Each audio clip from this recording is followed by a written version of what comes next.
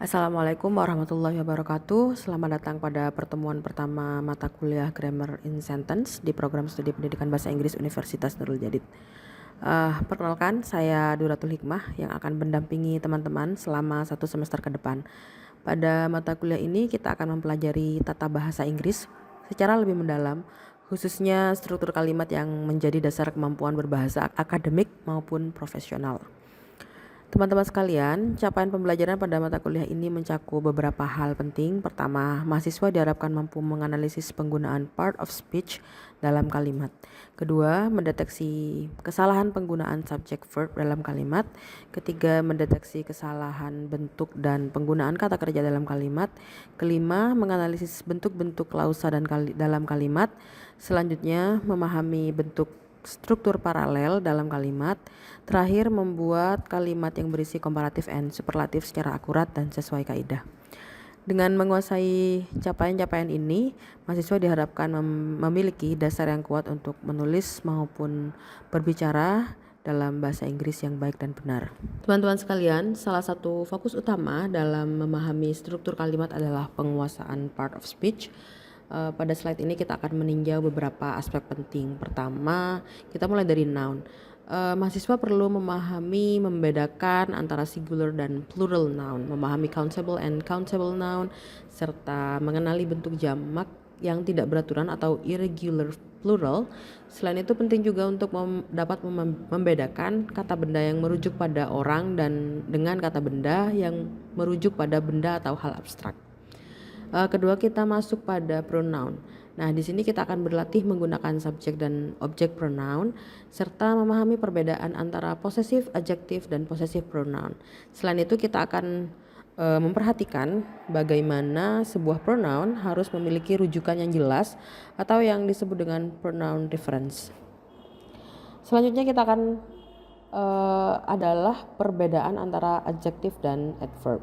Banyak mahasiswa sering keliru dalam penggunaannya. Kita harus membedakan kapan menggunakan adjektif dan kapan harus menggunakan adverb, termasuk aturan khusus ketika sebuah adjektif mengikuti linking verb, seperti dalam kalimat she's beautiful bukan she's beautifully ya. Kemudian kita akan membahas artikel. Nah, pemahaman penggunaan and the itu sangat penting, khususnya untuk membedakan ide yang bersifat spesifik dan ide yang bersifat umum. Aspek berikutnya adalah preposition. Kesalahan penggunaan preposisi sangat sering ditentukan dalam tulisan maupun ucapan. Karena itu kita akan berlatih mengenali preposisi yang salah serta memahami situasi ketika preposisi bisa dihilangkan. Terakhir adalah verb. Kita akan mempelajari bentuk-bentuk kata kerja baik dalam bentuk aktif maupun pasif, serta penggunaannya dalam berbagai konteks. Dengan menguasai semua aspek part of speech ini, teman-teman akan memiliki fondasi yang kuat untuk menganalisis dan membentuk kalimat yang baik dan benar. Baik, sekarang kita masuk pada masalah dalam penggunaan kata benda tunggal dan jamak atau singular and plural. Perhatikan contoh-contoh kalimat pada slide ini. Pertama, on the table there were many dish. Kedua, the lab assistant finished every test. Perhatikan kalimat pertama, on the table there were many dish. Kalimat ini salah karena kata dish harusnya berbentuk jamak, yaitu dishes. Jadi bentuk yang benar adalah on the table there were many dishes. Contoh kedua, the lab assistant finished every test. Kesalahan di sini justru kebalikannya. Nah, kata every ini selalu diikuti oleh kata benda tunggal, bukan jamak. Karena itu kata yang benar adalah test, bukan tests. Maka kalimat yang tepat adalah the lab assistant finished every test. Selain itu, perhatikan tabel di bagian bawah. Tabel ini menunjukkan kata-kata yang biasa dipasangkan dengan singular maupun plural noun. Misalnya kata every atau each digunakan dengan kata benda yang tunggal, sedangkan kata many atau several digunakan dengan kata benda yang plural. Teman-teman perlu membiasakan diri menggunakan pasangan kata ini dengan benar karena seringkali kesalahan terjadi justru pada detail kecil seperti ini. Di slide berikutnya akan ada contoh latihan kecil yang akan kita lakukan di kelas nanti. Di slide selanjutnya, perhatikan slide ini teman-teman sekalian. Kita akan melatih kepekaan dalam membedakan countable dan uncountable noun. Lihat contoh pertama, he has seen much foreign films. Kata ini tidak tepat karena films merupakan countable noun. Oleh karena itu tidak bisa dipasangkan dengan much, seharusnya dengan many. Nah, bentuk yang benar adalah he has seen many foreign films. Contoh kedua adalah he didn't have many fun at the movies. Kata fun termasuk uncountable noun atau kata benda yang tidak dapat dihitung karena itu menunjukkan kesenangan kan ya. Sehingga tidak dapat dipasangkan dengan many. Yang benar adalah he didn't have much fun at the movies. Dua contoh di atas menunjukkan betapa pentingnya kita memahami pasangan kata antara countable dan uncountable noun. Jika kata bendanya bisa dihitung maka gunakan many atau few. Tidak bisa dihitung menggunakan much atau little. Kesalahan sederhana seperti ini sering muncul dalam tulisan ataupun percakapan sehingga teman-teman perlu lebih berhati-hati. Selanjutnya di slide ini akan ada contoh latihan juga yang akan kita lakukan di kelas nanti. Nah, di slide selanjutnya ada pembahasan tentang irregular plural noun atau bentuk jamak yang tidak beraturan. Perhatikan kalimat di bagian atas.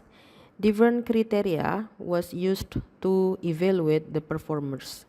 Kalimat ini salah karena kata kriteria adalah bentuk jamak dari kriterion. Seharusnya kalimat yang benar adalah different criteria were used to evaluate the performers. Di bawahnya teman-teman bisa melihat tabel berisi beberapa pola irregular plural. Ada kata benda yang berubah bunyi vokalnya seperti man menjadi men. Tooth menjadi teeth atau goose menjadi geese. Ada pula kata benda yang ditambahkan akhiran khusus misalnya child menjadi children atau ox menjadi oxen. Beberapa kata tetap sama bentuknya meskipun jamak seperti deer, fish, sheep ataupun salmon.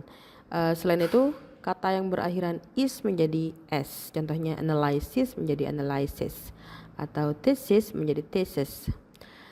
Kata benda yang berakhiran dengan on biasanya berubah menjadi a atau i. Seperti contohnya phenomenon menjadi fenomena, kriterion menjadi kriteria.